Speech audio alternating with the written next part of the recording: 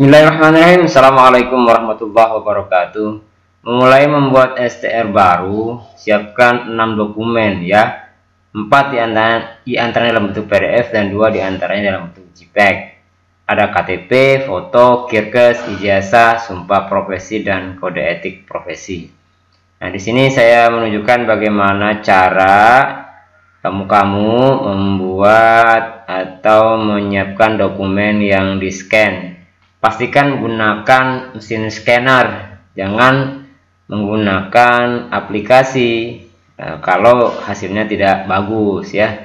Lebih baik sih gunakan mesin scanner. Kan banyak tuh mesin yang sekaligus bisa ngeprint plus scanner.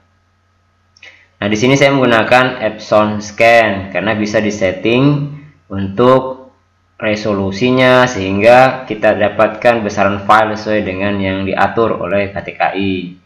Nah, tadi saya sampaikan untuk KTP dan foto itu besarannya di bawah 200 KB ya, sementara untuk kirkes, kemudian ijazah, kemudian sumpah profesi dan patuh etik profesi itu dalam bentuk PDF, paling tinggi besaran filenya 1 MB.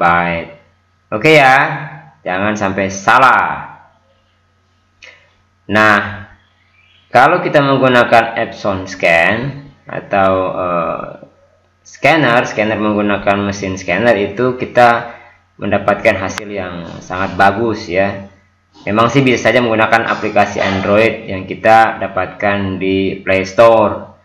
Ada beberapa yang bisa juga lolos, cuma memang kalau untuk foto saya sarankan janganlah ya, gunakanlah mesin scanner supaya bersih. Waktu STR-nya jadi mantap lah gitu kelihatannya, ya kan? Oke, ini sudah hasilnya ya. Jadi kita lihat ada 6 file yang sudah kita habis scan tadi, scanning, sehingga kita lihat bahwa rata-rata yang dalam bentuk PDF itu seperti kirkes atau surat kesehatan, kemudian ijazah sesuai dengan ininya yang pendidikan terakhirnya, kemudian sumpah profesi PPNI, dan terakhir adalah patuh etik itu dalam bentuk PDF. Nah, sudah kita buat di bawah 1 MB. Selanjutnya foto dan KTP itu bisa di bawah 200 KB. Ini kecil ya, 82 KB, tapi karena kita menggunakan mesin scanner hasilnya bagus ya, seperti itu. Oke, baik, kita mulai. Masuk ke website KTKI di ktki.kemkes.go.id, kemudian klik STR Fair 2.0 yang ada gambar perawat wanitanya dalam bentuk animasi. Selanjutnya saya sudah mengerti di kotaknya dicontreng, tutup. Kemudian kita isi pengajuan PIN baru ya, kita minta PIN baru karena kita belum punya PIN. Nah, untuk pengajuan PIN baru, setelah tadi kita mengetik belum punya PIN, pertama-tama kita isi email aktif kita. Pastikan email itu adalah email yang kita gunakan untuk sosmed. Kenapa? Karena nanti dia akan terkirim ke email tersebut, jadi kita tidak akan kehilangan datanya. Nah, banyak kasus ini yang sering salah ketik email, jadi pastikan email tidak salah biar gampang ya buka Androidnya atau Play Store-nya atau email yang digunakan untuk Facebookan, WhatsAppan, apalagi banyak tuh sosmed-sosmednya yang menggunakan email itu yang digunakan.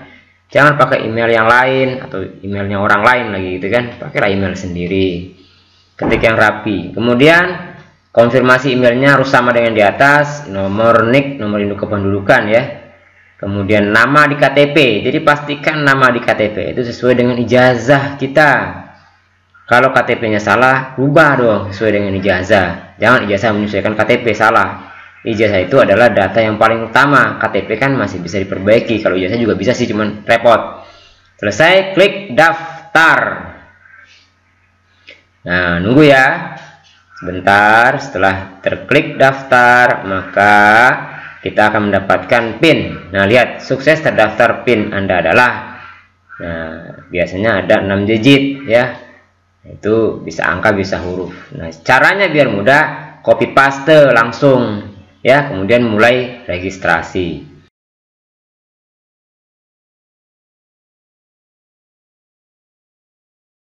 Untuk mengecek PIN, kita juga bisa lihat di email pribadi kita yang kita gunakan tadi untuk meminta PIN baru.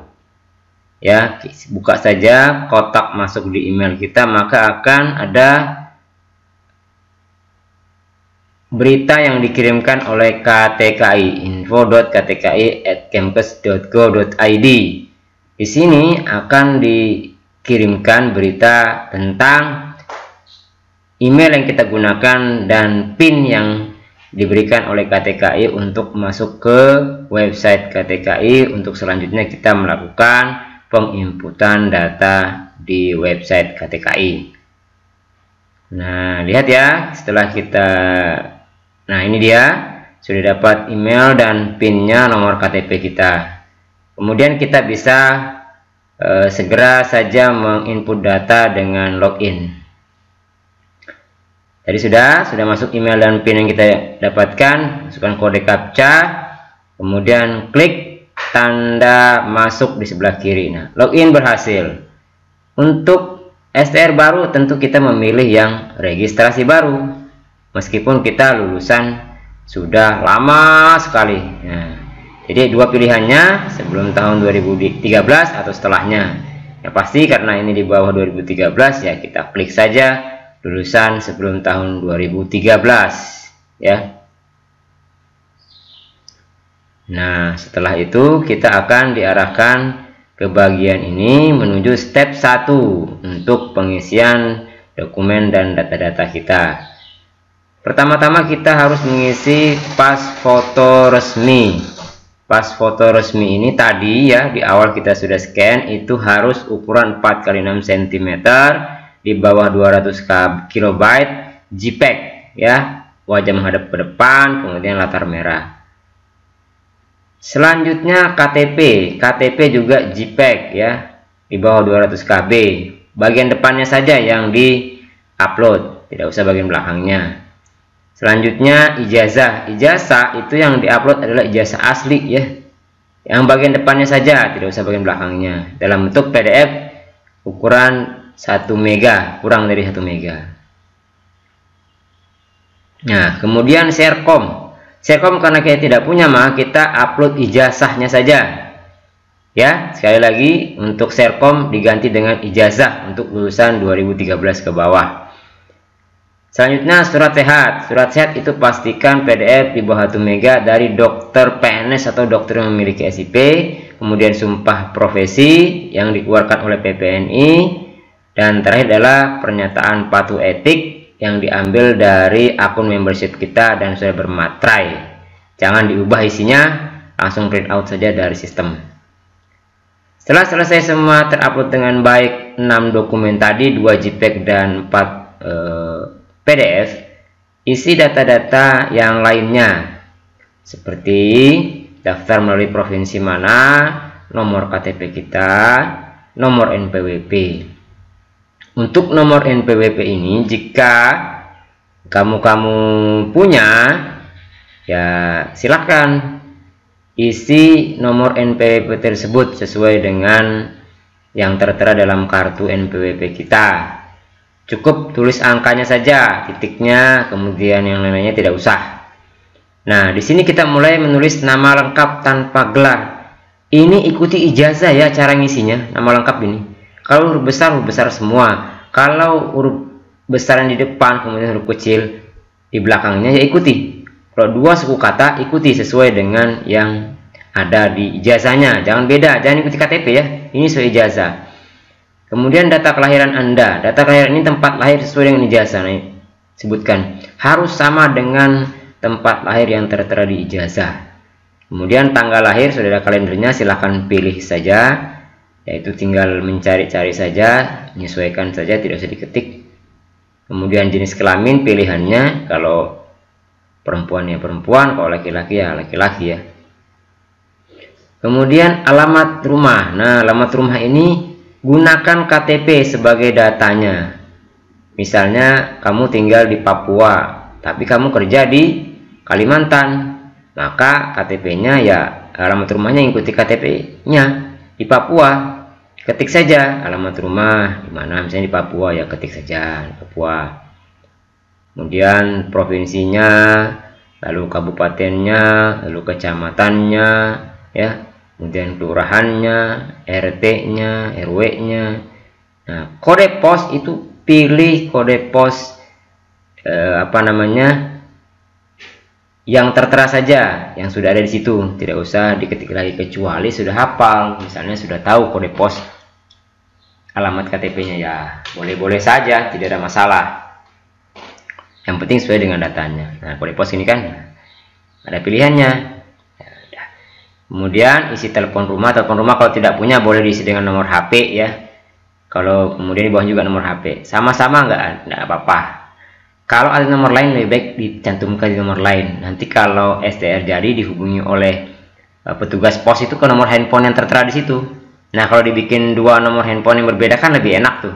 Kalau satunya tidak aktif atau nomor keluarga yang lain gitu kan, nomor ayah, nomor ibu, nomor suami, nomor istri, silahkan.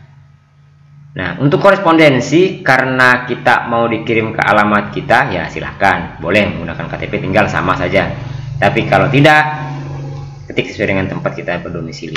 Untuk kantor pos, pilihlah kantor pos yang terdekat dengan alamat kita tinggal ya, atau alamat kerja juga boleh. Selesai, lanjut ya. Jadi jangan lupa posnya adalah alamat posnya, kode posnya itu di tempat atau di dekat tempat tinggal kita yang sekarang atau dekat dengan tempat kerja kita, jadi gampang ambilnya. Nah, berhasil kan? Nah, tidak ada yang data tertolak. Kemudian ke step 2, info administrasi. Nah, karena ini belum bekerja ya, meskipun sudah lama sekali dia lulus tapi dia belum bekerja, mungkin ibu rumah tangga barangkali ini ya. Nah, isi saja pendidikannya, pendidikan dalam negeri Indonesia sama dengan D3 di atas ya, misalnya nurse juga di sini tuh pilihannya. Lalu akte perguruan tinggi. Nah, ada 2 nih. Nah, pilih saja sesuai dengan pendidikannya. Nomor ijazah. Nomor ijazah ini bisa diketik ya. Jadi kamu kalau mengetik di sini jangan sampai salah ya. Nomor ijazah itu yang di sebelah kiri atas yang ada tahunnya, bukan di sebelah kanan. Sebelah kanan itu bukan nomor ijazah, itu nomor registrasi sertifikat ijazahnya. Berapa banyak sudah dikeluarkan oleh kampusnya. Nah, ini bukan, ini nomor ijazah. Biasanya pasti ada tahunnya. Tanggal ijazah juga ya, samakan dengan tanggal terbitnya ijazah tersebut. Biasanya di atas nama direkturnya. Nah, profesi, kompetensi, pilih yang sesuai dengan ijazah kita. Berhasil ya, penyimpanan data berhasil untuk step 2. Berikut step 3, uji kompetensi lulusan. Nah, ini kan lulusan 2010 ya yang saya inputkan ini dia belum punya STR. Nah, jadi tidak ada kan Serkomnya, pasti tidak ada karena di zaman itu tidak ada Serkom. Serkom D3 itu mulai 2013 ke atas. Nah, dia ini kan 2010. Nah, jadi apa yang diisi? Nomor Serkomnya isi dengan nomor ijazah, kemudian tanggal sertifikat kompetensinya isi dengan tanggal terbitnya ijazah tersebut. Kemudian tempatnya di mana dikeluarkan jasanya, di Samarinda misalnya. Nah, kan sesuaikan, samakan persis dengan ijazah. Lalu tanggal uji kompetensinya apa? Tanggal yudisium. Itu kalau kita punya ijazah D3 itu di belakangnya. Ya, tidak sama dengan tanggal sertifikat kompeten tanggal ijazah itu beda. Ya, ini kan tanggal 2, yang sana tanggal 25, beda. Klik selesai. Ayo klik. Nah, klik selesai. Oh iya, sudah diklik selesai. Nah, ternyata berhasil. Nah, ini kita bisa lihat di sini KTKI menunjukkan desain dari STR kita. Kalau pertama-tama tuh sudah ada nomor registrasinya di sini, tapi akhir-akhir ini nomor registrasi itu dihapus, nggak muncul di sini.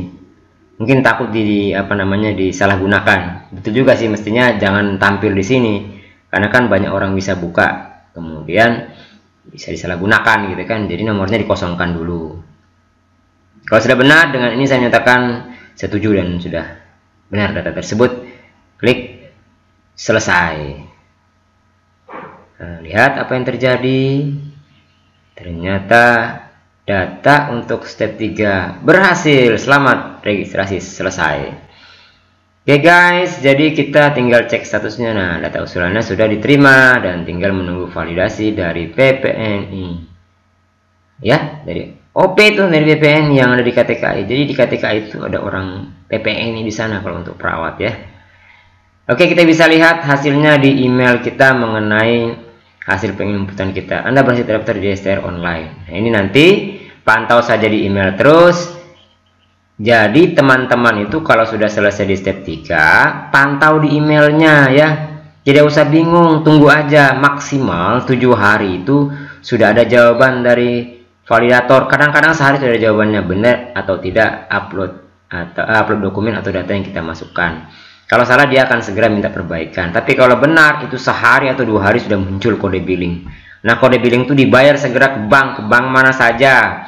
Ke bank pemerintah, saya sarannya sih ke teller biar cepat, jadi nggak bolak-balik, nggak pusing. Kantor pos juga bisa, mobile banking bisa, apalagi tuh internet banking juga bisa. Setelah dibayar, biasanya paling lama 3 minggu itu STR sudah sampai di kantor pos yang kita tadi gunakan untuk korespondensi.